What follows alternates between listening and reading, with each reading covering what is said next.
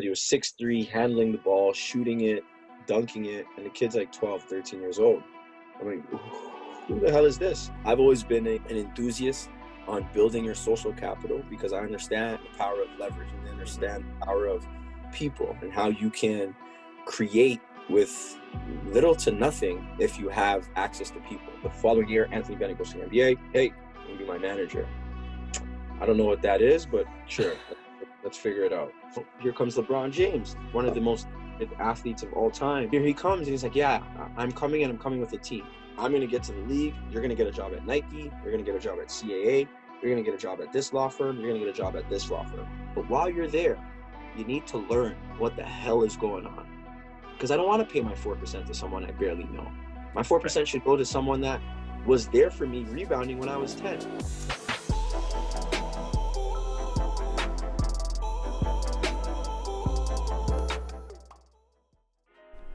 Welcome to the Generation Hustle Podcast, a show that explores the world of business, entrepreneurship, and culture, all centered around the millennial. I'm your co-host Sheriston alongside my good friend Amin, and this week's episode features a collision course between sports and tech. Episode 29 is with Randy Osei. A former varsity basketball player, Randy traded in his jersey for sports marketing and is a founder and CEO of Rozaay Management, a creative marketing and talent management firm. He's also the executive director of the Athlete Technology Group, an events and media company that connects tech entrepreneurs and athletes. Rozaay Management has evolved from a sports management agency to a prominent social enterprise, having worked with high-profile clients like Anthony Bennett, Andrew Wiggins, and Giannis. I'm not going to try to pronounce his last name. So we sit down with Randy to explore the world of athlete management. He explains to us his strategy to building long-lasting organic relationships, breaking down the knowledge barriers that athletes are faced with, and how he's leveraging tech to establish perpetual revenue streams for his clients. If you're looking for a creative branding technique, this episode is a must listen. How things started, I played basketball for as long as I could remember, and I had the opportunity to go off to school, went to school, did that for 3-4 years. I broke my foot. When I broke my foot, I realized that I loved basketball, but I didn't want to, live in, the treatment room. I had to take Advil just to play. I had to take ibuprofen just to play. And I wasn't enjoying basketball the way that I remembered growing up. And literally, broke my foot and just being at home and, looking at the ceiling and just asking a bunch of questions and ask myself, what else am I into? And, I really enjoy kids. So I said I wanted to coach. So I went back to my old AAU program and would help the athletes, help the coaches, and just kind of be around and, soaked up a lot of information. The following year, Anthony Bennett goes to the NBA. Hey, you be my manager. I don't know what that is, but sure, let's figure it out. So I ended up moving to Cleveland, and from there, just being around Anthony, I saw that there were a lot of holes, a lot of gaps between, athletes and their communities and athletes and brands and athletes and everything, right? And athletes are kind of like this pedestal that everyone puts them on. And rightfully so, they're the best in the world to do what they do. But I felt like athletes had more opportunity to have more of an impact outside of, putting a ball in a hoop, outside of endorsing a sneaker, outside of, just stopping by your old high school to host a basketball camp. There's so much more you can do. And I think we're seeing that now with, the NBA, returning slowly and, guys are doing media and guys are just arrest the killers that killed Breonna Taylor. Like, I think athletes now are now becoming what I saw 5-6 years ago, which was you're more than an athlete, and LeBron puts it perfectly. All of these guys are more than athletes, and that's where Rozaay Management comes in, where, I want to say 70% of our business is around athletes. The other 30%, we work with government, we work with municipalities on, their digital marketing strategies, and all of our work is in marketing. So it's very versed and all over the place, but I don't get here without my relationships with athletes, right? So that's how, Rozaay Management was started. And, where we are today, we're a creative marketing and branding agency that, has a big, big focus on social impact projects, like you said. And we're always finding different ways to add value. That's always how I look at every situation, every opportunity, is find a way to add value, and the rest will follow. Right. So you mentioned that you started off with Anthony Bennett. Did you know him prior to? And Yeah. How did that relationship kind of help you kind of establish Rozaay? Yeah, absolutely. Anthony, I've known Anthony since he was 12, maybe. I left Bounce one summer to go play for my original team, and Anthony was on the team, and he was just this, I think he was like 6'3" at the time. He was a center, right? But he was 6'3", handling the ball, shooting it, dunking it, and the kid's like 12, 13 years old. I mean, who the hell is this? So we always just kind of kept in contact, and even to this day, we talk very regularly. But that relationship with Anthony really was boasted that summer I went back to CIA Bounce. So that summer, I know Tyler Ennis. I've known Tyler since he was like 10. Andrew Wiggins I've known since he was like 12. Anthony Bennett, 12, 13.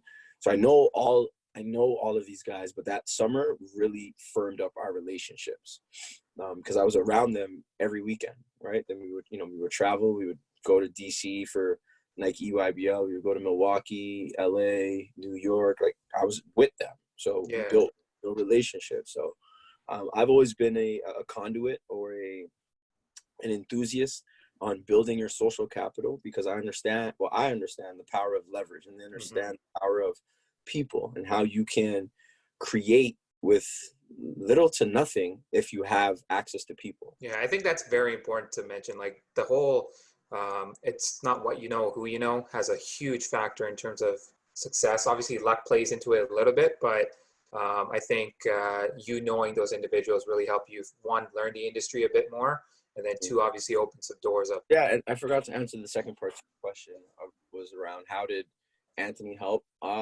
You're the number one pick.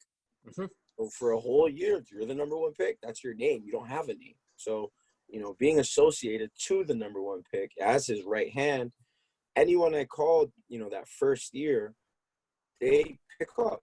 It's that leverage that I had behind me. As he went through what he went through, I began to explore a little bit more. He gave me an opportunity to connect with, guys like Tristan Thompson, whom I've known, but I don't, become close to Tristan unless Anthony's in Cleveland. I don't get to meet LeBron unless I'm with Anthony. I don't get the chance to meet Kyrie unless I'm with Anthony. So all of these little things take place because of, Anthony's hard work and, the talents that God has given him has brought him to a certain place. And, he's trusted me to be his right hand, to be there with him, to help him guide him. I think I've done a decent job in not finding ways not to manipulate the relationships, right? Because there's too many times people try to commercialize relationships. Right. And it gets people in trouble. I try to play on an even playing field and ensure that people get the most out of me and I get the most out of people. And people know that, hey, I'm here to add value. And if there's a paycheck at the end of it, that's fine. Right. Like, there's a paycheck, but I'm not here for the paycheck. You've also mentioned, obviously, Rozaay helps with personal branding, and personal branding has become a very vital part for many athletes to kind of grow their persona and their brand. So how do you ensure like these athletes are still engaging across like generations of fans, right? So we know we have an older generation still watching basketball, a younger generation watching basketball, and they have different kind of influences and social narratives. So how do you kind of walk us through a process in terms of how you help an athlete kind of engage different generations? I look at athletes like I look at a brand like Nike. It's very, very hard to be Walmart to everybody, right? So as an athlete, you've got to pick your battles. You got to pick your targets. You got to pick your audiences. And for me, in working with an athlete and helping them build their brand, I like to focus on 3 buckets. 1, where were they raised? That place will never, ever let go of that athlete, right? 2, where did they go to college, right? So college, where they spent a lot of time, got a lot of national TV, a lot of press, help build their name, help build their brand. And where are they currently playing? Those are the three places we look at.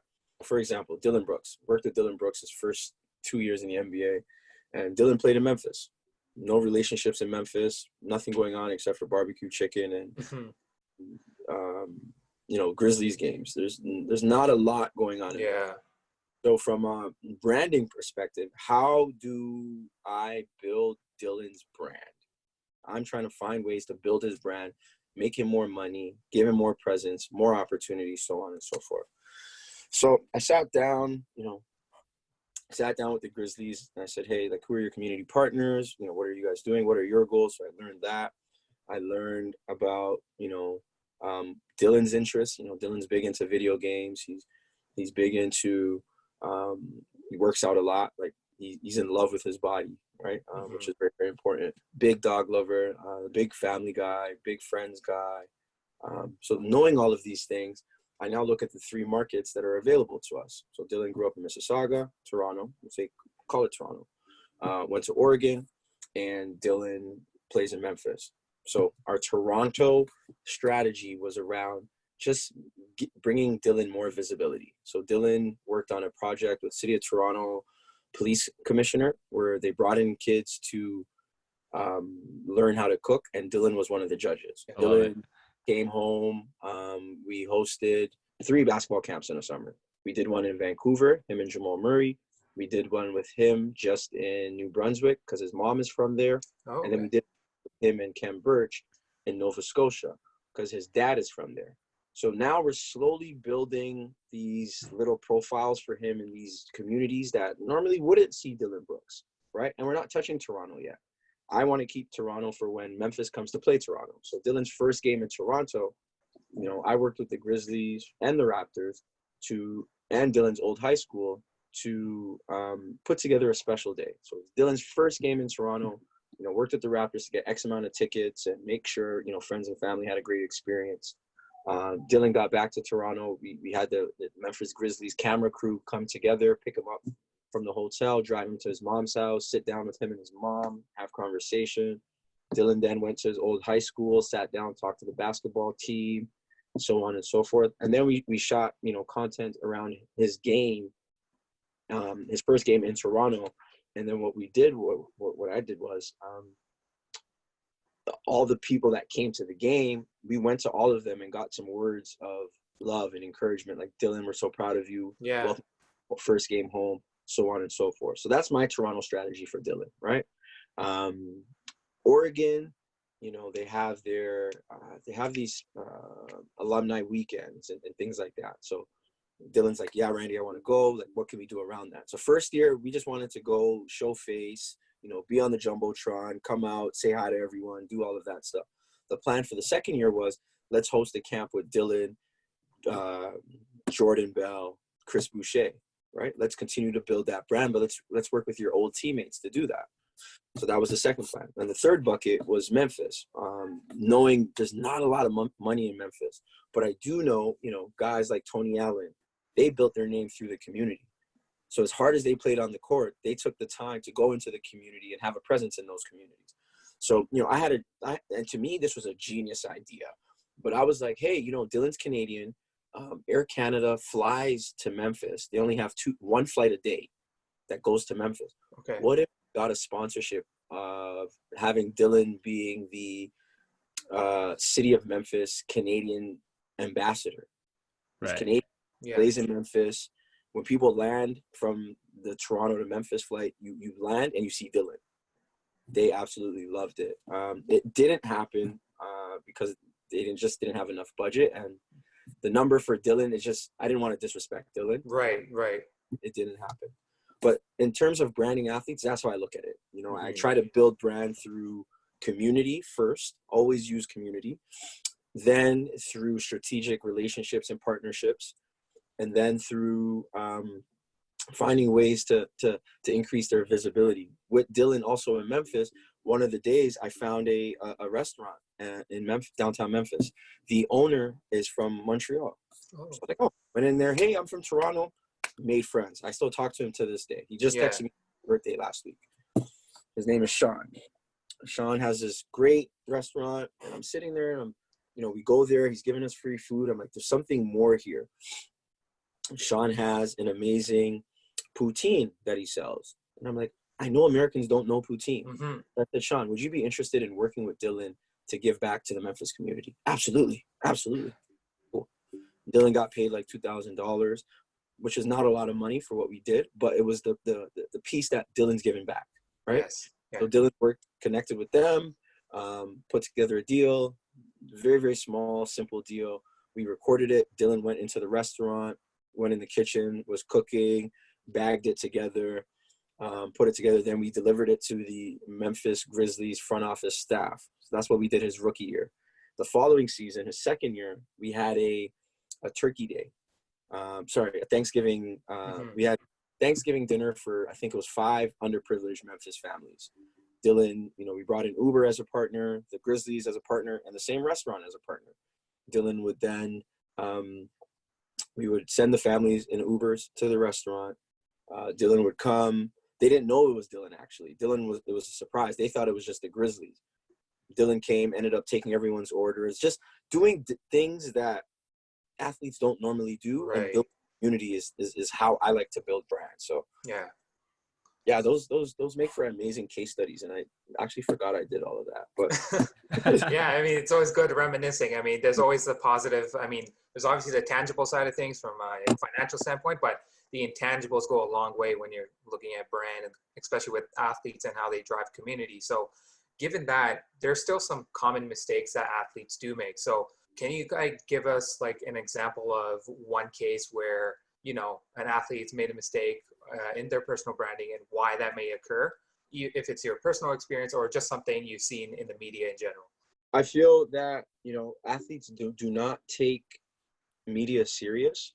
I don't think they take media training serious, and the importance of media training and how it allows you to communicate effectively and tell stories effectively and get out of things that you don't want to answer without being rude and without it becoming more news or more media.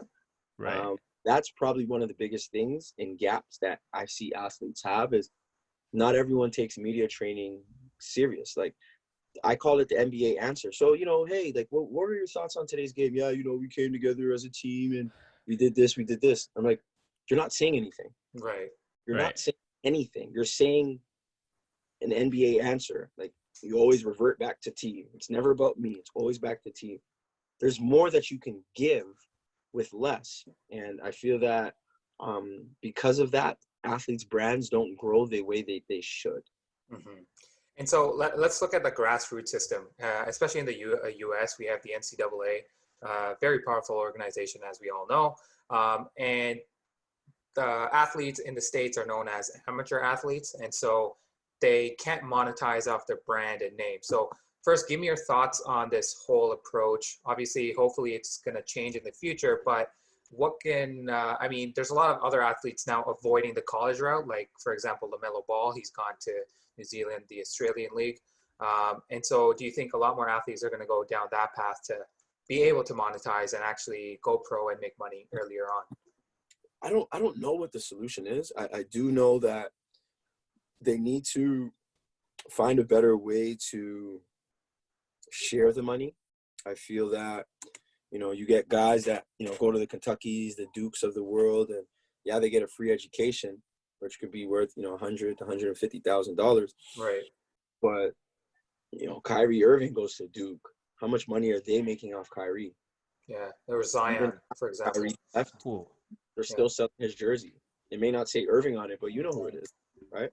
So I think they got to find a better way to share this wealth, because it feels a little bit exploitive in the sense of, well, you play and you just get this. There's so many kids that I know, like, very well, that Christmas break comes and guys can't even get home. Yeah. You've given everything to the school and they can't even fly you home to go visit your family. You don't have money to pay your cell phone bill. Like, you're essentially a pro athlete that's in school. So you have practice, games, travel, study hall, weight training, conditioning, and school. and you have no time to work. So how do you sustain yourself? So that's where all of these, stories come in where, this guy got paid and this guy got paid, is because there's gaps in the system. And, agents and, brands and all these different people find ways to fill these gaps. And yeah, they are illegal, but if you don't need to fill a gap, then there's no need to, be paying someone under the table. So I do feel they need to kind of refine the system a little bit more and optimize it where it makes sense for everyone. I think it's very, very heavily favored towards the NCAA. And I love the fact that athletes are taking their initiatives and I don't want to say boycotting the NCAA, but they understand what they're getting themselves into. So they don't want to be exploited. And there's nothing wrong with it. Look at Fab Five. We still talk Fab Five, 1990 or 91 or whatever year it was. 30 years later, we're still talking about it. Do those guys receive checks? Right. For what they've done, right? And this is part of the reason why I'm in this space of athlete entrepreneurism, where your whole life, everything's been transactional. You do this, you receive this.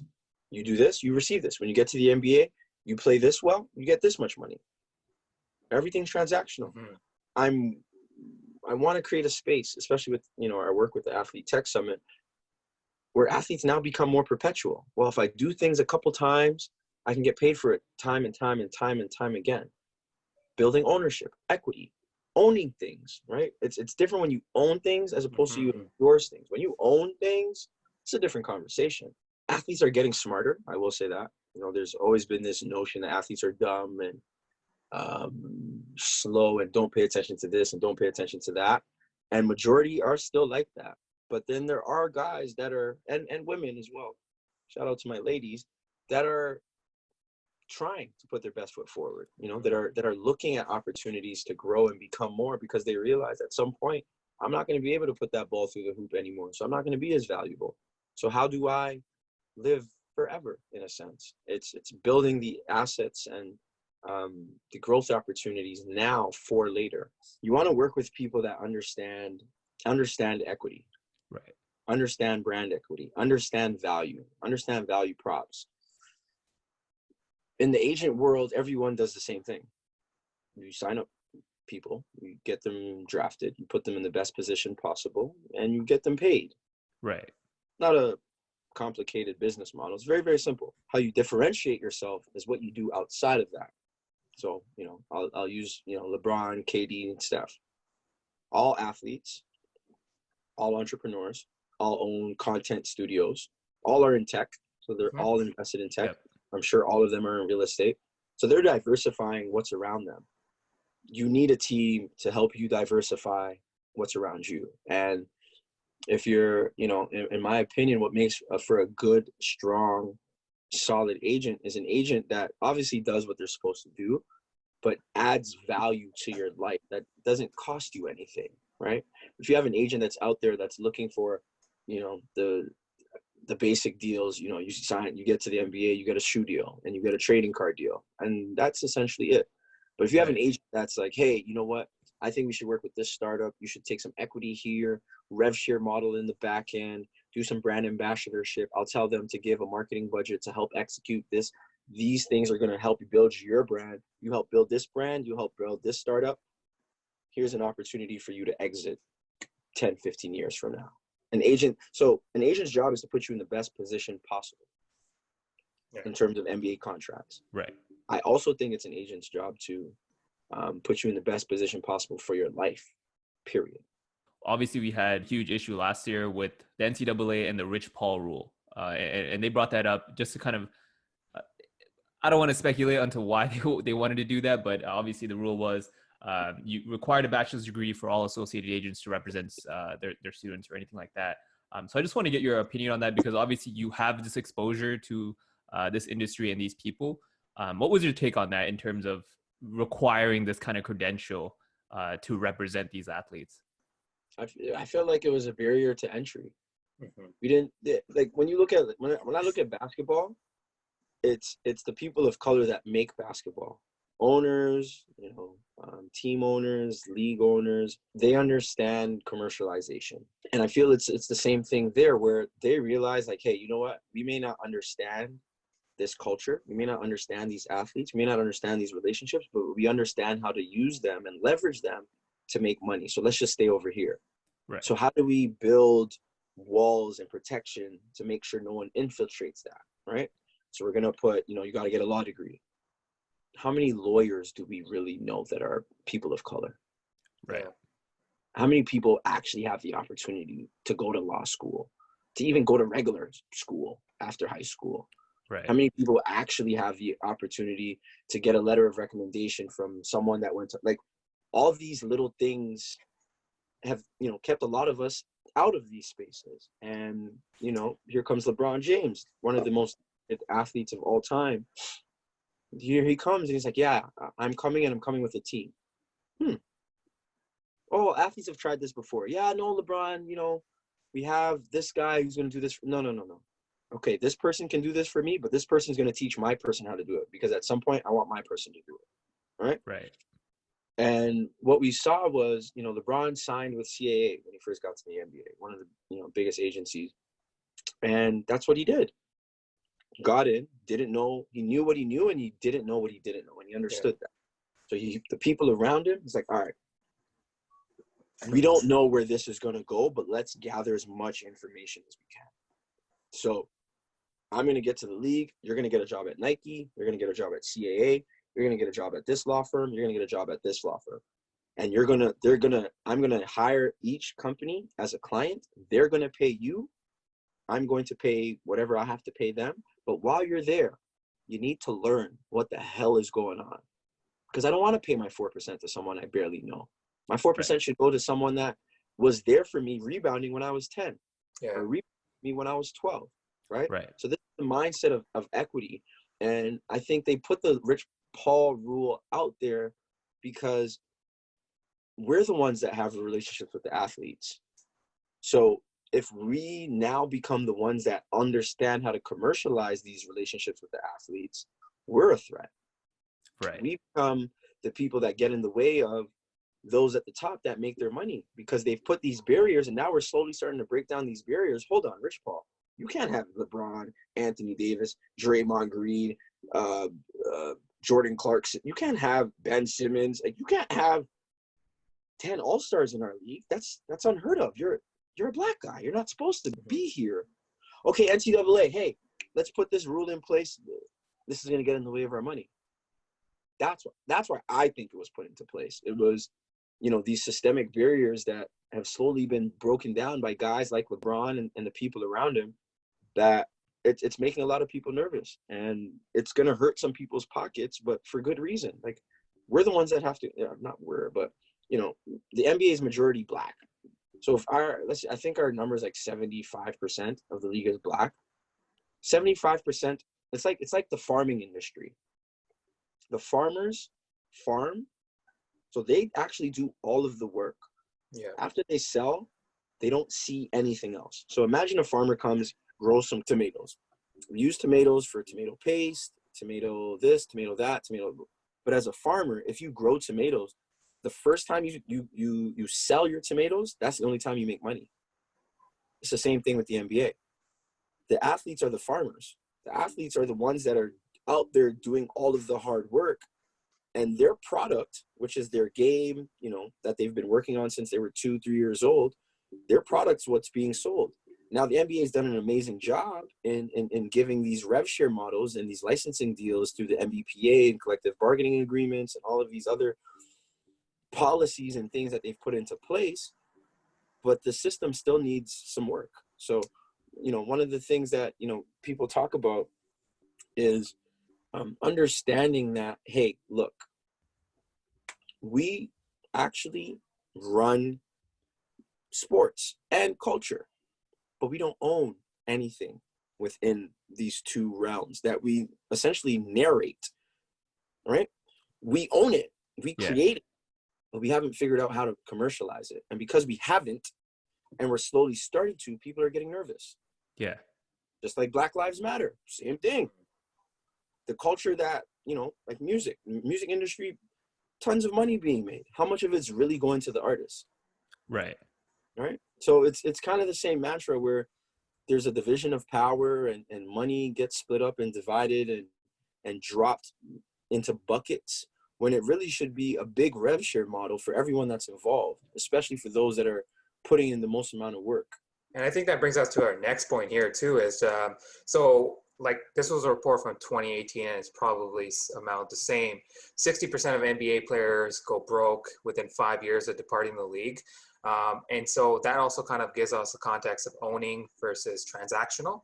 So like describe us like the challenges that athletes face from a financial lens when it comes to their like personal finances and why they kind of struggle so much with it. Because they don't understand money.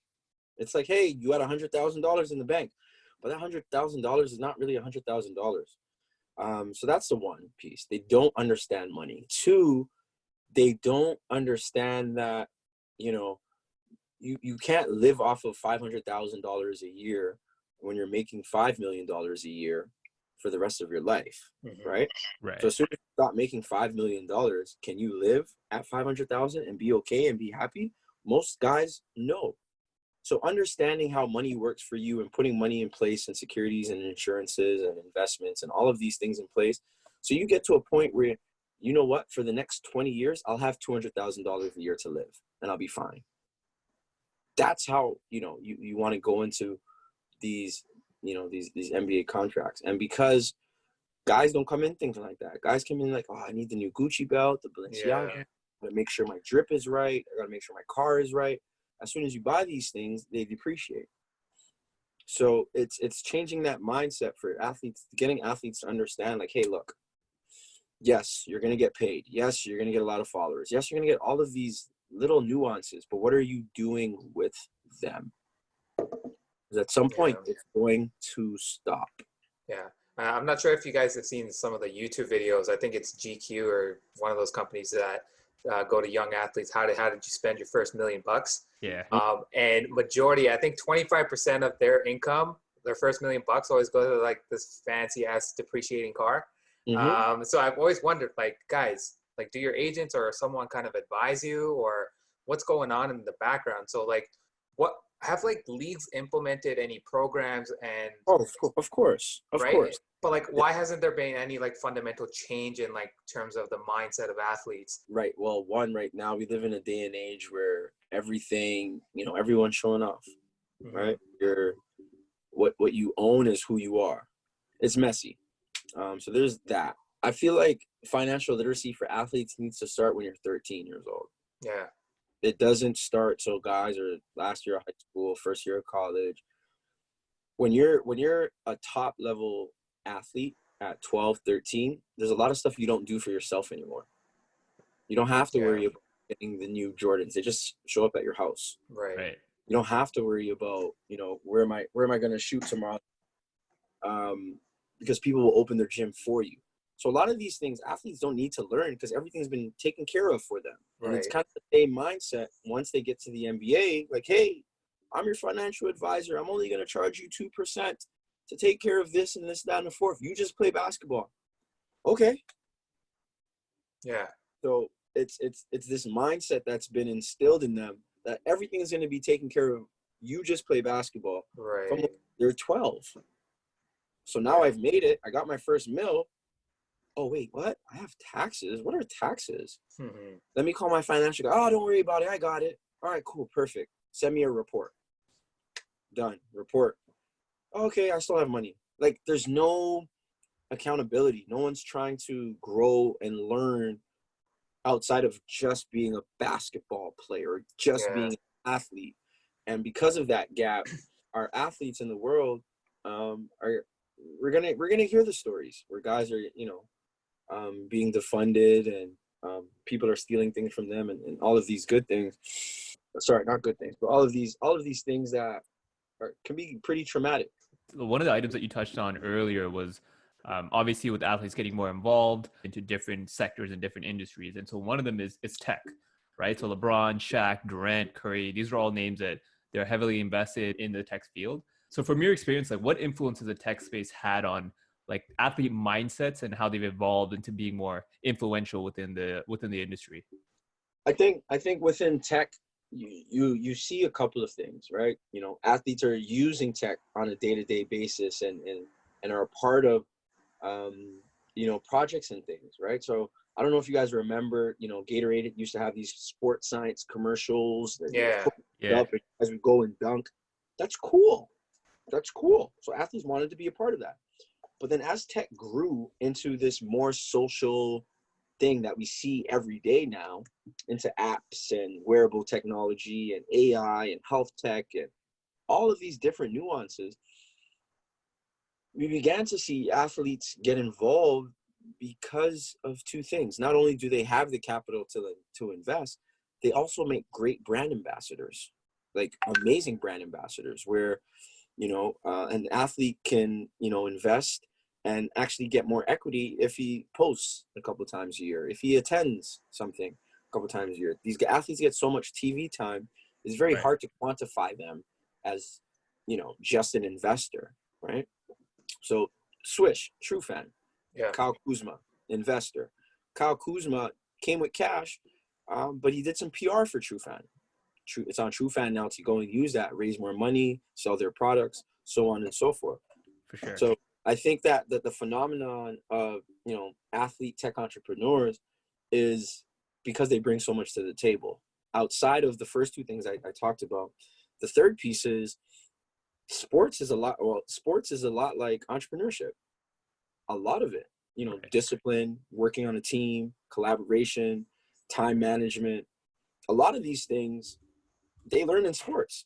So athletes actually make great entrepreneurs because they live and breathe this every day. Now it's just in a different sector, it's in a different world. So you started the Athletes Tech Summit, kind of filling in the gap between connecting athletes and investment opportunities. So can you kind of speak to what inspired you to do that and give some background on that? Yeah, I think this goes back to my original point, adding value, right? Always finding ways to add value. Within that, I always start there. Like, does this add value? Okay, it does. It does. Is there a real opportunity here? Yes, there is. Canada's number 4 in North America. Okay, that's great. But there's no proof of concept.